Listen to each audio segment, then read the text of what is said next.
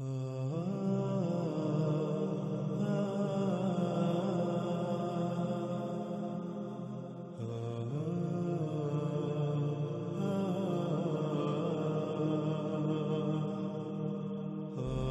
اس قسط کا موضوع ہے فتح قسطنطینیہ اور ملحمۃ الاماک یا دابق۔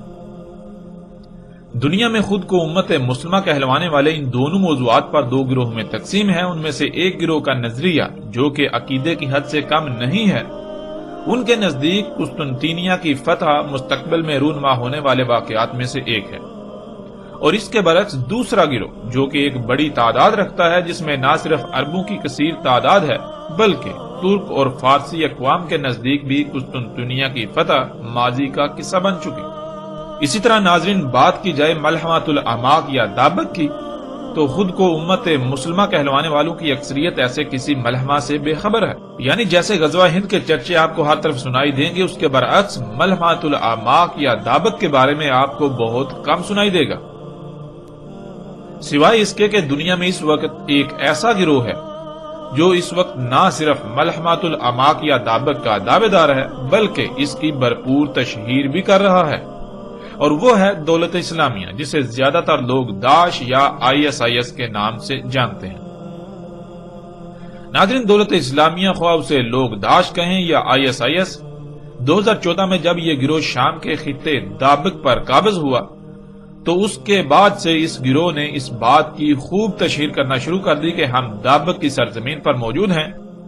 اور اے اہل روم، ہم تمہارا یہاں سرزمین دابق پر انتظار کر رہے ہیں، تم ضرور ہمارے خلاف 80 جنوں تلے اپنی افواج یہاں دابق کے میدان میں اتارو گے۔ یوں دولت اسلامیہ یا داعش نے ملحمۃ الاماک یا دابق کے نام پر خوب تشہیر کی، یہاں تک کہ دولت اسلامیہ کی سرکاری خبرساں ایجنسی کا نام بھی اماک ہے، اور اس کے علاوہ دابق کے نام سے اپنے ایک جریدے کی بھی مسلسل اشاعت کر رہی ہے، اور اس جریدے کا نام دابق ہے۔ اس جریدے کا نام بھی اسی وجہ سے رکھا گیا جو ہر لمحے اس دعویٰ کی یاد دلائے کہ ملحمۃ الاماک یا دابق عنقریب رونما ہونے والے واقعات میں سے ایک ہے اور ہم اسے لڑیں گے۔ ناظرین، دولت اسلامیہ کا دعویٰ ہے کہ اہل روم 80 جنوں تلے متحد ہو کر اپنی افواج کو دابق میں اتاریں گے۔ یوں ملحمۃ الاماک یا دابق میں ان کا سامنا اہل روم سے ہوگا۔ اس لیے دولت اسلامیہ نے مزید ایک اور جریدے کی اشاعت بھی شروع کر دی جس کا نام رومیہ رکھا، یعنی ملحمۃ الاماک یا دابق میں تمہاری شکست ہمارا پورے روم پر قبضے کا باعث بنے گی۔ ناظرین، تاریخ گواہ ہے، اور آپ ماضی قریب اور حال کی مثالیں بھی سامنے رکھ سکتے ہیں کہ دنیا میں کوئی بھی گروہ ہو، اسے اپنے مقاصد کی تکمیل کے لیے افرادی قوت کی ضرورت ہوتی ہے، جسے پورا کرنے کے لیے لوگوں کے رجحان کو مد نظر رکھتے ہوئے اقدامات کیے جاتے ہیں۔ مثلا آپ کسی ایک کمپنی کی ہی مثال لے لیجئے۔ ایک کمپنی جب وجود میں آتی ہے تو خواہ کتنا ہی سرمایہ کیوں نہ لگایا جائے، اس وقت تک کمپنی کا مالک اپنے مقاصد کے حصول میں کامیاب نہیں ہو سکتا جب تک کہ اسے درکار افرادی قوت حاصل نہ ہو جائے۔ افرادی قوت کو پورا کرنے کے لیے وہ مال و دولت اور سہولتوں اور آسائشوں کے نام پر لوگوں کو اپنی کمپنی کی طرف مائل کرتا ہے، اپنی کمپنی کی طرف متوجہ کرتا ہے، جو اس کے مقاصد کے حصول میں اس کے معاون ثابت ہوتے ہیں۔ ناظرین، ایسے ہی دنیا میں جنگیں بھی بالکل اسی طرح لڑی جاتی ہیں، اور ہر کوئی جانتا ہے کہ جنگیں افرادی قوت کے بغیر نہیں لڑی جا سکتی۔ اب ظاہر ہے کوئی بھی شخص دولت کے لالچ میں اپنی جان کی قربانی کیوں دے گا، کیونکہ زندگی کے لیے ہی تو وہ دولت کے پیچھے بھاگتا ہے، اگر زندگی نہیں تو دولت کس کام کی۔ اور پھر ناظرین، یہ بھی بات بالکل واضح ہے کہ جنگوں کے لیے افرادی قوت بھی ناگزیر ہے، اس کے بغیر جنگیں نہیں لڑی جا سکتی۔ لیکن سوال یہ پیدا ہوتا ہے کہ کیسے افرادی قوت حاصل کی جائے، لوگوں کو کیسے جنگ کے لیے اکٹھا کیا جائے، لوگوں کو کس طرح میدان جنگ میں اتارا جائے، جس کے لیے پھر ناظرین دنیا میں مختلف نظریات کا استعمال کیا جاتا ہے۔ دنیا میں جنگوں کے پیچھے صرف ایک ہی طبقہ موجود ہوتا ہے، وہ طبقہ جو یہ سمجھتا ہے کہ دنیا پر حکمرانی کا حق صرف اور صرف اسی کا ہے۔ اس طبقے کی تعداد ناظرین بہت کم ہوتی ہے، اتنی کم یہاں تک کہ انگلیوں پر گنی جا سکتی ہے۔ اللہ سبحانہ و تعالیٰ نے ہر شے سے اس کا جوڑا خلق کیا، جیسے ہر شے کے دو پہلو ہوتے ہیں، ایک منفی اور دوسرا مثبت، بالکل اسی طرح اس طبقے میں بھی جوڑا ہوتا ہے۔ ایک ان لوگوں پر مشتمل ہوتا ہے جو یہ سمجھتے ہیں کہ دنیا پر حکمرانی کا حق ان کا ہے، لیکن وہ اس کے اہل نہیں ہوتے۔ وہ دنیا پر حکمرانی صرف اور صرف اس لیے چاہتے ہیں تاکہ وہ اپنی خواہشات کو پورا کر سکیں، وہ اپنے مذموم مقاصد کو پورا کر سکیں۔ ان کا خاص ایجنڈا یا نظریہ ہوتا ہے جسے وہ دوسروں پر زبردستی مسلط کرنا چاہتے ہیں۔ انہیں کسی دوسرے یا کسی دوسری مخلوق کی کوئی پرواہ نہیں ہوتی، خواہ ان کے ان اقدامات سے پوری دنیا تباہ ہو جائے، تمام مخلوقات کو تکالیف کا سامنا کرنا پڑے، تباہیوں کا سامنا کرنا پڑے، انہیں اس کی کوئی پرواہ نہیں ہوتی سوائے اس کے کہ وہ اپنے مذموم مقاصد کو پورا کریں۔ اور ناظرین، دوسرا طبقہ جو حقیقتاً اس ذمہ داری کا اہل ہوتا ہے، اس کا دنیا پر حکمرانی کا مقصد صرف اور صرف یہی ہوتا ہے کہ دنیا میں تمام مخلوقات اپنے اپنے مقام پر رہتے ہوئے اپنی اپنی ذمہ داری پوری کریں، یعنی فطرت میں چھیڑ چھاڑ نہ کی جائے۔ فطرت نے جس شے کا جس مخلوق کا جو مقام طے کر دیا، ہر مخلوق کو اس کے مقام پر ہی رہنے دیا جائے۔ اگر کوئی کسی مخلوق کو اس کے مقام سے ہٹاتا ہے تو اس کو روکا جائے، یوں پورے کا پورا نظام ٹھیک رہے گا، دنیا کی کسی ایک بھی مخلوق کو کسی نقصان کا سامنا نہیں کرنا پڑے گا، اور پوری دنیا کسی بھی قسم کے فساد سے پاک رہے گی، کسی قسم کی بھی تباہی سے پاک رہے گی، محفوظ رہے گی۔ لیکن تاریخ میں اہل حق طبقہ کئی بار ناپید ہوا اور ہوتا ہے۔ جب باطل کے مقابلے پر حق ناپید ہو جاتا ہے تو پھر باطل طبقہ بذات خود دو گروہوں میں تقسیم ہو کر ایک دوسرے سے برسر پیکار ہو جاتا ہے۔ ناظرین، انسانی تاریخ میں جنگوں کی ابتدا سے لے کر اب تک یہی ایک طبقہ تمام کی تمام جنگوں کے پیچھے تھا اور انتہا تک رہے گا۔ تاریخ میں جب بھی یہ دونوں طبقے جنگ کی صورت میں آمنے سامنے آئے تو دونوں طرف سے ہی جنگ کے لیے افرادی قوت کو پورا کرنے کے لیے مختلف عقائد و نظریات کا سہارا لیا جاتا رہا اور سہارا لیا جاتا ہے۔ اور پھر ناظرین، مذہب سے بڑھ کر دنیا میں ایسے کوئی عقائد نہیں جن پر قوموں کی سطح تک لوگ جان دینے کو بھی تیار ہو جائیں۔ اس لیے جنگوں کے پیچھے موجود طبقے کے لیے اپنے مقاصد کے حصول کے لیے جنگوں میں افرادی قوت کو پورا کرنے کے لیے مذہب سے بڑا نہ کوئی ہتھیار تھا، نہ ہے اور نہ ہی ہو سکتا ہے۔ دنیا پر حکمرانی کا اہل ہونے کا دعوے دار طبقہ جو کہ دو گروہوں میں منقسم ہے، ان میں ایک باطل اور دوسرا حق ہوتا ہے۔ ناظرین، یہ باطل طبقہ ماضی میں عیسائیت کے نام پر عیسائی دنیا کو اپنے مذموم مقاصد کے حصول کے لیے جنگوں میں جونکتا رہا، یعنی اپنے مقاصد کے حصول کے لیے اپنی جنگوں کو عیسائیت کی جنگیں بنا کر پیش کرتا رہا، اور عیسائی دنیا ان جنگوں کو اپنی جنگیں سمجھتے ہوئے لڑتے رہی، اور عیسائی دنیا ان جنگوں میں ان کی معاونت ثابت ہوتی رہی۔ آج کے دور میں انسانوں کی جگہ مشینوں نے لے لی تو افرادی قوت پر انحصار بہت بڑی حد تک کم ہو کر نہ ہونے کے برابر رہ گیا، اور جس حد تک افرادی قوت درکار ہوتی ہے اس کے لیے آج بھی یہ طبقہ مختلف مذاہب کے لوگوں کو استعمال کرتا ہے، اپنی جنگ کو ان کے مذہب کی جنگ بنا دکھا کر ان پر مسلط کر دیتا ہے۔ یوں اس طبقے کو اپنی مشینوں کو آپریٹ کرنے کے لیے جتنی افرادی قوت درکار ہوتی ہے وہ میسر ہو جاتی ہے۔ ناظرین، اس کی مثالیں بھی ماضی قریب اور حال میں آپ کو کثرت کے ساتھ نظر آئیں گی، خواہ وہ افغانستان میں روس کے خلاف جنگ ہو۔ کون نہیں جانتا کہ افغانستان میں روس کے خلاف ہونے والی جنگ اصل میں امریکہ اور روس کی جنگ تھی، جسے امریکہ نے اسلام کی جنگ بنا دکھا کر مسلمانوں پر مسلط کر دیا۔ امریکہ نے اربوں بالخصوص سعودی عرب اور پاکستان کی معاونت سے نہ صرف مسلمانوں کے ذریعے اس جنگ کو لڑا، بلکہ اس جنگ میں جیت کی صورت میں امریکہ دنیا پر واحد سپر پاور کے طور پر سامنے آیا اور پوری دنیا پر اپنا ایجنڈا سرمایہ دارانہ نظام مسلط کر دیا، جس سے امیر امیر تر اور غریب غریب تر ہو کر دنیا میں انسان دو طبقوں میں تقسیم ہو گئے، ایک طبقہ مالک اور دوسرا طبقہ غلاموں سے بھی بدتر زندگی گزارنے پر مجبور ہو گیا۔ اس کے علاوہ اس سرمایہ دارانہ نظام کی وجہ سے پوری دنیا طرح طرح کی تباہیوں کا شکار ہو چکی ہے۔ ناظرین، ماضی میں ہونے والی جتنی بھی جنگیں ہیں، وہ ہوں افغانستان میں روس کے خلاف لڑی جانے والی جنگ ہو یا پھر اس وقت پوری دنیا میں جتنی بھی جنگیں ہو رہی ہیں، ان کے پیچھے وہی ایک طبقہ موجود تھا، ہے اور جنگوں کی انتہا تک رہے گا۔ ناظرین، جیسے باطل قوتیں اپنے مقاصد کے حصول کے لیے ناگزیر جنگوں میں افرادی قوت کو پورا کرنے کے لیے مذاہب کی آڑ لیتی ہیں، مختلف عقائد و نظریات کی بنیاد پر افرادی قوت حاصل کرتی ہیں، بالکل اسی طرح ان کے مد مقابل ان کے حریف بھی یہی کرتے ہیں، لیکن فرق یہ ہوتا ہے کہ ایک طرف باطل اور دوسری طرف حق ہوتا ہے یا پھر حق ہونے کا دعوے دار۔ ناظرین، ایسے ہی اس وقت دولت اسلامیہ، جسے دنیا داعش یا ISIS کا نام دیتی ہے، وہ بھی اپنی افرادی قوت کو پورا کرنے کے لیے پوری دنیا کو فتح کرنے، جزیرۃ العرب کی فتح، قسطنطینیہ کی فتح، ملحمۃ الاماک یا دابق، غزوہ ہند یا اس کے علاوہ مختلف نعروں کے نام پر لوگوں کو اپنی طرف متوجہ اور مائل کرنے کی کوششیں کر رہی ہے۔ دولت اسلامیہ یا پھر داعش کہیں یا جو بھی نام دیں، اس کے مقاصد کیا ہیں، ان پر آئندہ ایک ساتھ میں اس موضوع کے تحت تفصیل سے بات ہوگی، لیکن دولت اسلامیہ کا دعویٰ یہ ہے کہ وہ حق پر ہے، اور پھر اس کے علاوہ اس کے دعوے ہیں کہ وہ پوری دنیا کو فتح کریں گے، پوری دنیا پر اسلام کا پرچم لہرائے گا،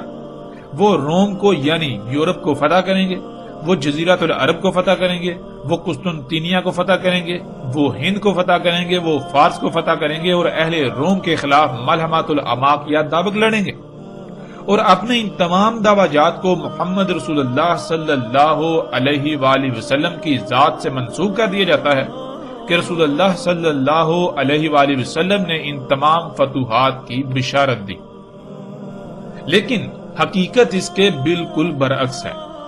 اپنے ایسے تمام تر دعوے محمد علیہ السلام سے منسوب کرنا بالکل بے بنیاد اور غلط ہے۔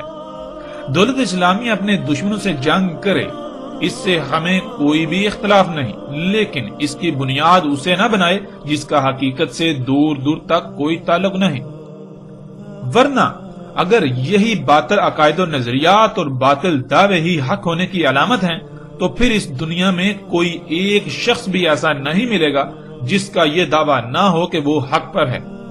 اگر اسے باطل کہتے ہیں تو اس کے مخالفین، نہ کہ وہ خود اپنے آپ کو باطل کہہ رہا ہوتا ہے۔ جہاں تک پوری دنیا کو فتح کرنے کی بات ہے تو نہ ہی ایسا پورے قرآن میں کہیں اللہ سبحانہ و تعالیٰ نے کہا اور نہ ہی محمد علیہ السلام نے۔ ہاں، البتہ اللہ اور اس کے رسول محمد علیہ السلام سے منسوب ایسا بہت کچھ ملے گا، یہاں تک کہ قرآن کے تراجم کی صورت میں بھی ملے گا، مگر عربی متن میں اس کا شائبہ تک نہیں ہے، اور آئندہ ایک ساتھ میں اس پر بھی تفصیل کے ساتھ بات ہوگی۔ اسی طرح ناظرین، جزیرۃ العرب کی فتح کی بات ہو، فارس کی، ہند کی، قسطنطینیہ کی یا پھر ملحمۃ الاماک یا دابق، سب موضوعات پر تفصیل کے ساتھ بات کی جائے گی، کوئی ایک بھی موضوع نہیں رہنے دیا جائے گا، لیکن اس قسط میں ہمارا موضوع ہے قسطنطینیہ کی فتح اور ملحمۃ الاماک یا دابق۔ اب آتے ہیں فتح قسطنطینیہ اور ملحمۃ الاماک یا دابق کی طرف۔ رسول اللہ صلی اللہ علیہ وآلہ وسلم نے کہا، نہیں نکلے گا دجال یہاں تک کہ فتح ہو جائے قسطنطینیہ۔ ناظرین، اس روایت کے حوالے سے یہ بات ذہن میں ہونا بہت ضروری ہے کہ رسول اللہ صلی اللہ علیہ وآلہ وسلم نے یہ الفاظ براہ راست آج کے انسانوں سے نہیں کہے تھے، بلکہ آج سے 14 صدیاں قبل رسول اللہ صلی اللہ علیہ وآلہ وسلم نے اپنے اصحاب کو اور اس وقت کے لوگوں کو کہے تھے کہ دجال اس وقت تک نہیں نکلے گا جب تک کہ قسطنطینیہ فتح نہ ہو جائے، یعنی وہ دجال جو قرب قیام الساعت ظاہر ہونا ہے وہ اس وقت تک نہیں نکلنے والا جب تک کہ قسطنطینیہ فتح نہیں ہو جاتا۔ لیکن انتہائی تکلیف دہ بات یہ ہے کہ آج ایسی تمام کی تمام روایات کو یوں لیا جاتا ہے جیسے آج اور ابھی رسول اللہ صلی اللہ علیہ وآلہ وسلم موجودہ لوگوں کو یہ سب کہہ رہے ہیں، اور پھر پیچھے گزرنے والی 14 صدیوں کو یکسر بھلا دیا جاتا ہے۔ حالانکہ رسول اللہ صلی اللہ علیہ وآلہ وسلم نے اپنی بعثت سے لے کر ساتھ کے قیام تک آنے والے بڑے بڑے واقعات کو بہت ہی مختصر الفاظ میں بیان کیا۔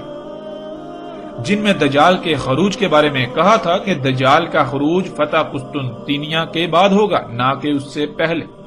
اس سے یہ بات بھی واضح ہو جاتی ہے کہ جو لوگ محمد علیہ السلام کی ذات پر یہ بہتان باندھتے ہیں کہ محمد علیہ السلام اس لڑکے کو دجال سمجھ رہے تھے جو یہودیوں کے ہاں پیدا ہوا، اسی طرح اصحاب رسول ابن سیاد کو دجال سمجھتے تھے۔ تو ناظرین، سوال یہ پیدا ہوتا ہے کہ ایسا کیسے ہو سکتا ہے کہ ایک طرف خود محمد علیہ السلام یہ کہہ رہے ہیں کہ وہ یعنی دجال قسطنطینیہ کی فتح سے پہلے نہیں نکلے گا، اور پھر اپنی اس بات کا رد کرتے ہوئے قسطنطینیہ کی فتح سے صدیوں پہلے اس وقت کسی کو وہ وہی دجال سمجھ رہے ہوں جس کا خروج قرب قیامت الساعۃ ہونا تھا؟ ایسا قطعاً نہیں ہو سکتا۔ اور ہاں، ابن سیاد کو دجال کہا گیا، لیکن اس سے وہ دجال نہیں کہا گیا جس کا خروج قرب قیامت الساعۃ ہونا تھا، بلکہ وہ ان دجالوں میں سے تھا جنہوں نے انسانوں میں سے ہونا تھا، جنہوں نے قرب قیامت الساعۃ نکلنے والے دجال سے پہلے آنا تھا۔ ناظرین، اب آتے ہیں قسطنطینیہ کی فتح کی طرف۔ اس سے پہلے کہ قسطنطینیہ کی فتح پر بات کی جائے، پہلے یہ جان لیتے ہیں کہ قسطنطینیہ ہے کیا۔ ناظرین، اس شہر کی بنیاد 667 قبل مسیح یعنی عیسیٰ ابن مریم علیہ السلام کی پیدائش سے 667 سال پہلے رکھی گئی۔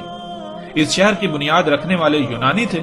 اور انہوں نے اس وقت اس شہر کا نام بازنطین رکھا۔ 330 عیسوی میں یہ شہر رومی سلطنت کا حصہ بنا، اور اس وقت کے رومی بادشاہ نے اس شہر کی توسیع کا منصوبہ بنایا۔ یوں اس شہر کی توسیع کے ساتھ ساتھ اس کا نام بھی بدل کر اس وقت کی رومی سلطنت کے سربراہ کونسٹینٹائن کے نام پر کونسٹینٹائن اوپل رکھا، جسے ترکش میں قسطنطینیہ اور اسی وجہ سے عربی میں بھی قسطنطینیہ کہا جاتا رہا۔ 1453 عیسوی میں اسلامی ریاست خلافت عثمانیہ کے ہاتھوں فتح ہونے کے بعد اس کا نام اسلام بول رکھ دیا گیا۔ 1923 عیسوی میں خلافت عثمانیہ کے خاتمے کے بعد اس کا نام اسلام بول سے بدل کر استنبول رکھ دیا گیا، اور آج تک اسی نام سے جانا اور پہچانا جاتا ہے۔ اس وقت یہ جدید ترکی کا بہت ہی اہم اور ایک بڑا شہر ہے۔ ناظرین، اب سوال یہ پیدا ہوتا ہے کہ کیا قسطنطینیہ فتح ہو چکا یا پھر مستقبل میں ہوگا؟ تو اس کا جواب حاصل کرنے کے لیے دیکھتے ہیں کہ محمد رسول اللہ صلی اللہ علیہ وآلہ وسلم نے اس بارے میں لوگوں کی کیا رہنمائی کی تھی۔ تو اس کے لیے آپ کو سکرین پر روایت نظر آ رہی ہے جس میں رسول اللہ صلی اللہ علیہ وآلہ وسلم نے کہا تھا، رسول اللہ صلی اللہ علیہ وآلہ وسلم نے کہا، تم چڑھائی کرو گے، قسطنطینیہ پر 3 غزوات کرو گے، یعنی 3 بار قسطنطینیہ پر چڑھائی کرو گے۔ ان میں پہلا پیش آئے گی، اس میں تمہیں آزمائش، شدید ترین سخت حالات کا سامنا کرنا پڑے گا، اور دوسرا ہوگی تمہارے درمیان اور ان کے درمیان صلح، یہاں تک کہ تم ان کے شہر میں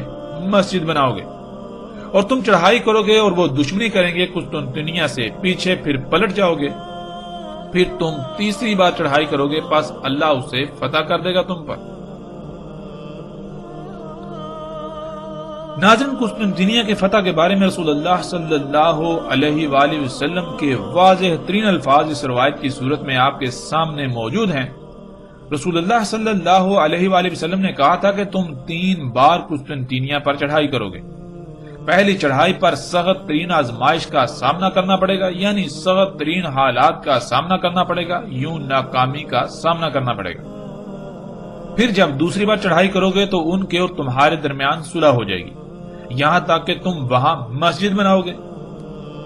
پھر ایک وقت آئے گا جب وہ صلح کا معاہدہ توڑ دیں گے، تم چڑھائی کرو گے، ان سے تمہاری دشمنی ہوگی قسطنطینیہ کے پیچھے، پھر تم واپس پلٹ جاؤ گے۔ پھر تیسری بار چڑھائی کرو گے تو اللہ اسے تمہارے لیے کھول دے گا، یعنی قسطنطینیہ فتح ہو جائے گا۔ ناظرین، ایک اور روایت ہے جس میں رسول اللہ صلی اللہ علیہ وآلہ وسلم نے اس چڑھائی کے بارے میں ذکر کرتے ہوئے اس طرح کہا تھا کہ شہر سے باہر تمہاری ان سے لڑائی ہوگی، یعنی جنگ ہوگی، جس میں اہل روم کو شکست کا سامنا کرنا پڑے گا، اور شہر بغیر لڑائی کے فتح ہو جائے گا۔ یعنی شہر کے اندر لڑائی نہیں ہوگی، بلکہ شہر سے باہر ہونے والی لڑائی ہی فتح کا سبب بنے گی۔ اہل روم شہر سے باہر ہونے والی لڑائی میں اس قدر نقصان کا سامنا کریں گے کہ شہر کے اندر مزاحمت کرنے کے قابل ہی نہ رہیں گے، یوں شہر بغیر مزاحمت کے ان کے قبضے میں آ جائے گا۔ اب ناظرین سوال یہ پیدا ہوتا ہے کہ کیا ماضی میں ایسا واقعہ پیش آ چکا یا پھر آئندہ مستقبل میں پیش آئے گا؟ تو اس کا جواب بالکل واضح ہے۔ اگر بات کی جائے تاریخ کی تو تاریخ میں بالکل ویسا ہی ہو چکا جیسا کہ رسول اللہ صلی اللہ علیہ وآلہ وسلم نے کہا تھا۔ اسلامی ریاست کی طرف سے قسطنطینیہ کے لیے 3 غزوات کیے گئے، یعنی 3 بار چڑھائی کی گئی، جن میں پہلا غزوہ یعنی پہلی چڑھائی سن 54 ہجری 674 عیسوی میں معاویہ بن سفیان کے دور حکومت میں کی گئی، جس میں شدید ترین نقصان اور سخت ترین حالات کا سامنا کرنے کے ساتھ ساتھ ناکامی کا سامنا کرنا پڑا۔ پھر دوسرا غزوہ یعنی قسطنطینیہ پر دوسری بار چڑھائی سن 98 ہجری 717 عیسوی میں کی گئی، جس میں رومیوں کے ساتھ صلح ہو گئی، لیکن رومیوں نے معاہدہ خلافی کی، جس وجہ سے اسلامی ریاست کی طرف سے قسطنطینیہ کا رخ کیا گیا، مگر فوج قسطنطینیہ تک نہ پہنچ سکی، بلکہ اسے پسپائی اختیار کرنا پڑی، واپس پلٹنا پڑا شہر کو فتح کیے بغیر۔ یوں دوسری بار بھی قسطنطینیہ کی فتح میں ناکامی کا سامنا ہوا۔ پھر ناظرین اسلامی ریاست خلافت عثمانیہ کی طرف سے 21 سالہ فوجی جرنیل سلطان محمد فاتح کی سربراہی میں 857 ہجری 1453 عیسوی میں قسطنطینیہ پر چڑھائی کی گئی۔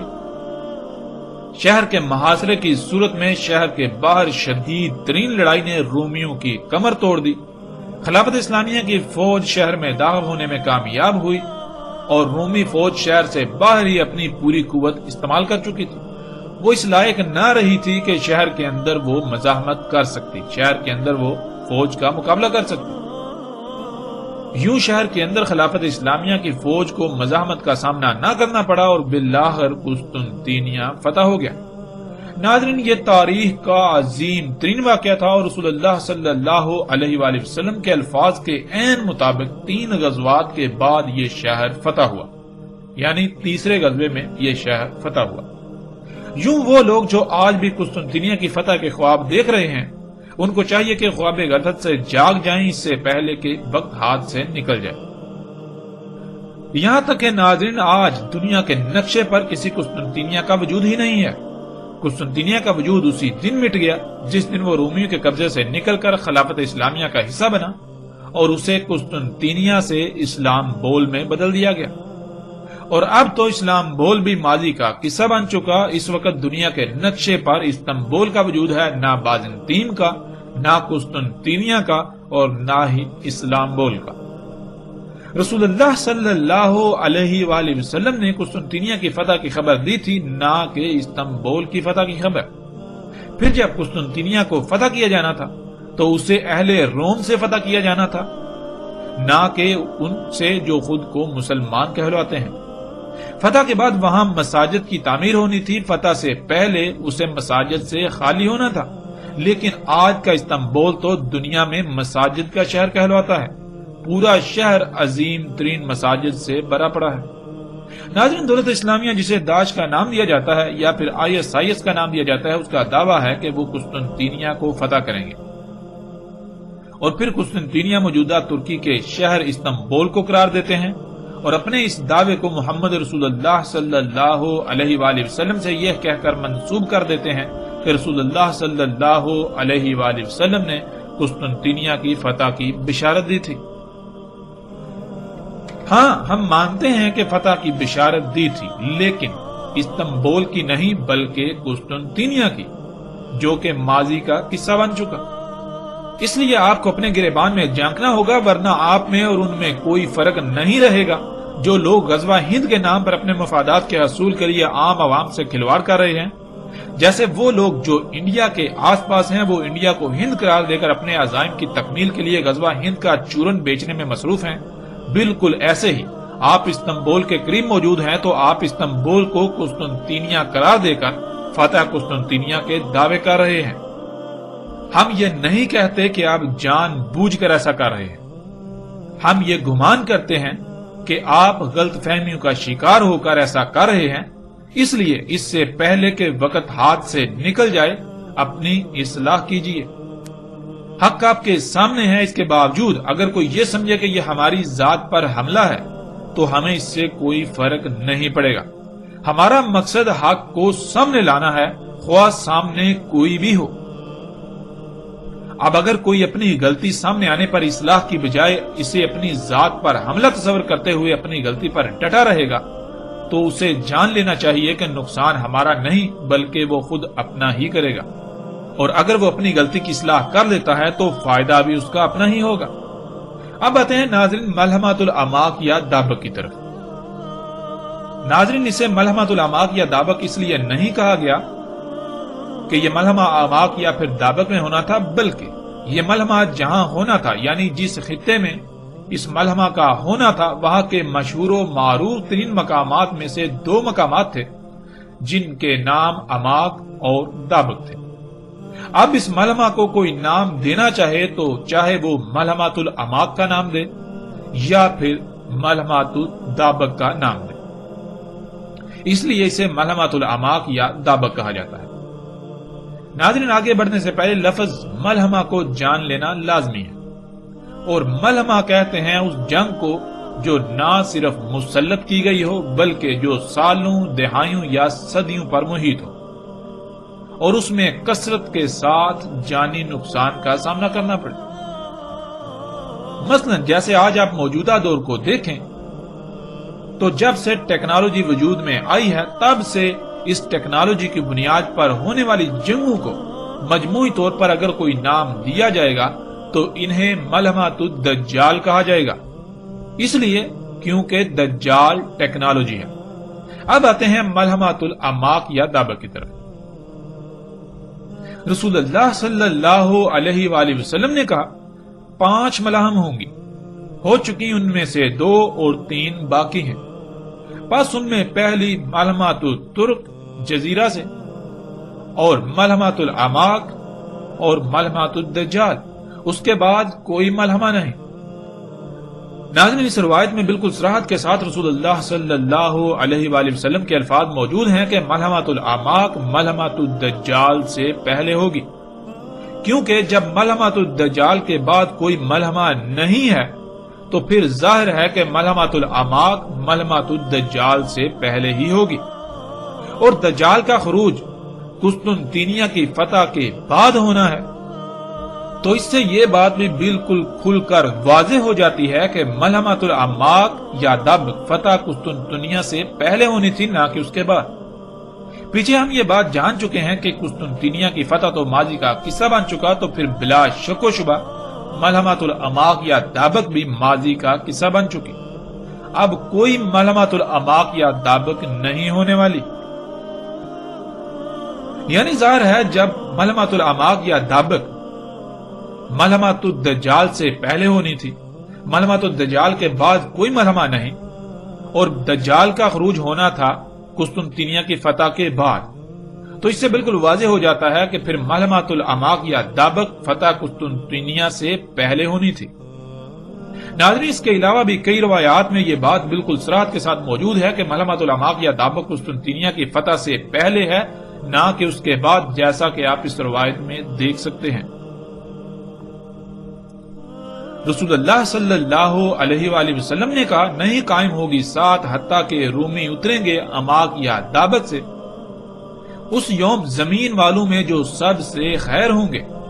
ان پر مشتمل فوج مدینہ سے ان کی طرف نکلے گی، بس جب صفیں باندھیں گے تب رومی کہیں گے ہمارے اور ان کے درمیان سے ہٹ جاؤ جنہوں نے ہمارے لوگوں کو جنگی قیدی بنایا،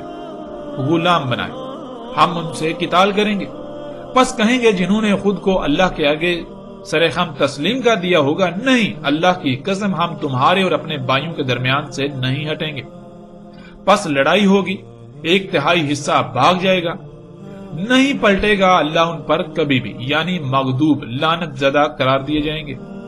1/3 قتل ہو جائیں گے، وہ اللہ کے ہاں سب سے افضل شہداء ہوں گے،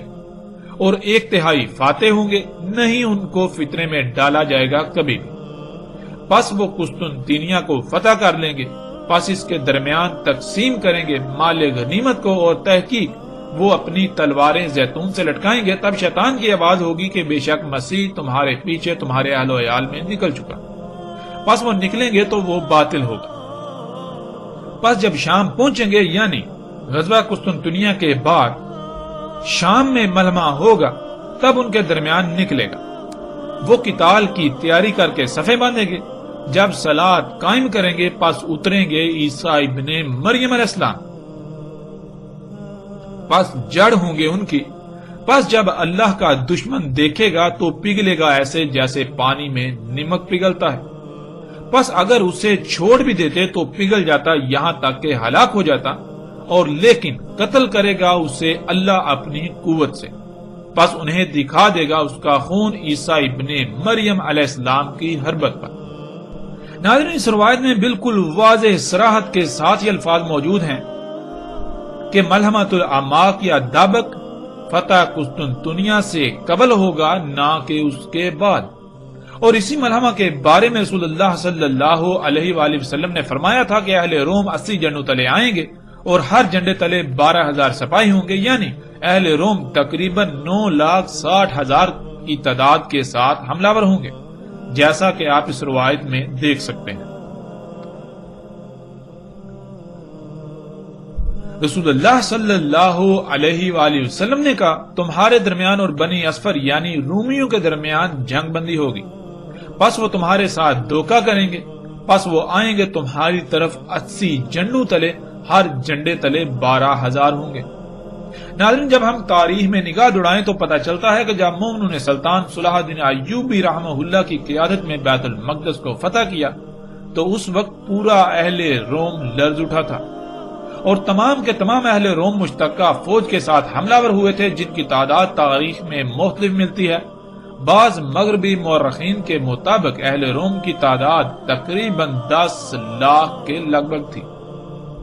یعنی اہل روم تقریباً 10 لاکھ فوج کے ساتھ حملہ ور ہوئے تھے، اور 2 سال تک بیت المقدس کا محاصرہ جاری رہا تھا۔ شہر میں کھانے پینے سمیت سب کچھ ختم ہو چکا تھا، اور یہ تاریخ کا عظیم ترین معرکہ تھا جس میں اہل روم کو محض چند ہزار مومنوں کے ہاتھوں ذلت آمیز شکست ہوئی، جس میں تقریباً 4 لاکھ صلیبی مارے گئے اور محض چند ہزار مومن شہید ہوئے۔ یوں یہ بات واضح ہو جانی چاہیے کہ ملحمۃ الاعماق یا دابق گزر چکا، اب کوئی ملحمۃ الاعماق یا دابق نہیں ہے۔ رسول اللہ صلی اللہ علیہ وآلہ وسلم نے ملحمۃ الاعماق یا دابق اسے ہی کہا جسے آج صلیبی جنگوں کا نام دیا جاتا ہے۔ اب اگر کچھ بچا ہے تو وہ ہے صرف اور صرف ملحمۃ الدجال، جو کہ وہ بھی اب اپنے آخری مراحل میں داخل ہو چکا، یعنی ملحمۃ الدجال بھی اپنے آخری مراحل میں داخل ہو چکا۔ اور پھر ناظرین، دوسری بات اس حوالے سے یہ ہے کہ جب ملحمۃ الاعماق کے بارے میں روایات میں غور کریں تو ملحمۃ الاعماق یا دابق کی تفصیلات میں رسول اللہ صلی اللہ علیہ وآلہ وسلم کے الفاظ صراحت کے ساتھ موجود ہیں، جن سے صاف واضح ہوتا ہے کہ ملحمۃ الاعماق یا دابق گھوڑوں پر سوار تیروں، تلواروں اور نیزوں وغیرہ سے ہونا تھا، جس میں شدید ترین خون بہنا تھا۔ اور آج کے دور کے تقاضوں کو سامنے رکھیں تو گھوڑوں پر تیروں، تلواروں اور نیزوں کے ساتھ ایسے کسی ملحمہ کا کوئی تصور ہی نہیں کیا جا سکتا۔ اور جب یہ ملحمہ فتح قسطنطنیہ سے ہی قبل ہونا تھا تو پیچھے کسی بھی سوال کی کوئی گنجائش نہیں رہتی۔ ناظرین، اب تک نہ صرف فتح قسطنطنیہ کی حقیقت آپ کے سامنے کھل چکی، بلکہ ملحمۃ الاعماق یا دابق کی حقیقت بھی بالکل کھل کر واضح ہو چکی کہ وہ ماضی کا قصہ بن چکا۔ آج دولت اسلامیہ، جسے ISIS یا داعش کا نام دیا جاتا ہے، ان کا دعویٰ ہے کہ وہ نہ صرف فتح قسطنطنیہ کریں گے، یعنی قسطنطنیہ کو فتح کریں گے، بلکہ عنقریب اعماق یا دابق کے مقام پر اہل روم سے وہ معرکہ ہونے جا رہا ہے جس کی خبر محمد رسول اللہ صلی اللہ علیہ وآلہ وسلم نے ملحمۃ الاعماق یا دابق کے نام پر دی تھی۔ اور اسی وجہ سے دولت اسلامیہ نے اپنی سرکاری خبر رساں ایجنسی کا نام بھی اعماق رکھا ہوا ہے، اور مسلسل اپنا ایک جریدہ ایسا بھی شائع کر رہی ہے جس کا نام دابق ہے۔ اس کے علاوہ دولت اسلامیہ اس روایت کو بھی بھرپور اپنے حق میں استعمال کرتے ہوئے نظر آتی ہے، اور پھر خود کو یعنی دولت اسلامیہ کو اس کا مصداق قرار دیتی ہے، جس میں رسول اللہ صلی اللہ علیہ وآلہ وسلم نے کہا تھا کہ اہل روم 80 جنڈوں تلے تم پر حملہ ور ہوں گے اور ہر جنڈے تلے 12,000 سپاہی ہوں گے۔ حالانکہ یہ سب ماضی میں ہو چکا، جنہیں صلیبی جنگوں کا نام دیا جاتا ہے۔ ناظرین، دولت اسلامیہ کے دعووں کو ہرگز سچ تسلیم نہیں کیا جا سکتا اگر وہ غلط ثابت ہو جاتے ہیں، اور الحمدللہ حق آپ کے سامنے ہے۔ ان تمام لوگوں کو سوچنا ہوگا جو دولت اسلامیہ سے منسلک ہیں، اور دولت اسلامیہ کے امراء کو بھی اپنے گریبان میں جھانکنا ہوگا کہ اگر وہ واقعتاً حق کے طالب ہیں تو پھر انہیں اپنے عقائد و نظریات پر نظر ثانی کرنے کی ضرورت ہے۔ بہتر یہی ہے کہ وہ نہ ہی خود کو دھوکے میں مبتلا رکھیں اور نہ ہی ایسے نعروں کی بنیاد پر دوسروں کو دھوکے میں مبتلا کریں۔ ہمارا حق کو سامنے لانا اگر آپ کو ناگوار گزرتا ہے اور آپ حق کے سامنے آنے کو اپنی ذات پر حملہ تصور کرتے ہیں تو جان لیجئے نقصان ہمارا نہیں بلکہ نقصان آپ کا اپنا ہی ہوگا۔ تصوراتی اور دیو مالائی کہانیوں سے باہر نکل کر حق کو پہچاننے کی کوشش کریں اور حق کو تھامیں، اس سے پہلے کہ دیر ہو جائے۔ اس وقت دنیا میں جو لوگ ٹیکنالوجی کے خلاف ان باطل قوتوں سے لڑ رہے ہیں، حقیقتاً وہ ملہمات الدجال لڑ رہے ہیں۔ اس لیے جبکہ آپ ملہمات الدجال لڑ رہے ہیں تو پھر آپ اس کو ملہمات الدجال ہی پیش کریں، نہ کہ آپ ایسے عقائد و نظریات کا سہارا لیں کہ جن کا حقیقت سے کوئی تعلق نہیں ہے۔ آپ کے نعروں اور دعووں کی بنیاد پر اللہ سبحانہ و تعالیٰ اپنا قانون بدلنے والا نہیں ہے۔ آپ دنیا والوں کو تو دھوکہ دینے میں کامیاب ہو سکتے ہیں لیکن اللہ سبحانہ و تعالیٰ کو نہیں۔ جان لیجئے اب تو مغرب ہونے کو ہے اور آپ فجر کے قیام کے دعوے دار ہیں، بھلا ایسا کیسے ہو سکتا ہے؟ آخر میں ایک بار پھر یہ بات واضح کرتے چلیں کہ ہمارا مقصد صرف اور صرف حق کو سامنے لانا ہے۔ اب کون اس کی زد میں آتا ہے اس سے ہمیں کوئی کسی قسم کی پرواہ نہیں ہے۔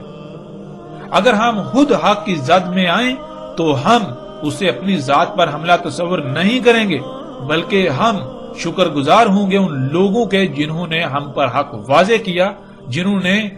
اس سے پہلے ہماری آنکھیں کھول دیں کہ وقت ہاتھ سے نکل جاتا، اور ہمیں ایسے لوگوں کا احسان مند ہونا چاہیے جنہوں نے ہماری غلطی یا جنہوں نے آپ کی غلطی آپ پر واضح کی، اور پھر ہم پر فرض ہے یا ان لوگوں پر یہ فرض ہے کہ اگر وہ واقعتاً اہل حق ہیں تو اپنی غلطی کو تسلیم کرتے ہوئے اس کی اصلاح کریں، نہ کہ الٹا اس پر ڈٹ جانا۔ بہرحال ناظرین، حق الحمدللہ ثم الحمدللہ اللہ کے فضل سے ہر لحاظ سے آپ کے سامنے ہے۔ قسطنطنیہ کی فتح ہو یا پھر ملہمات الاماک یا داب،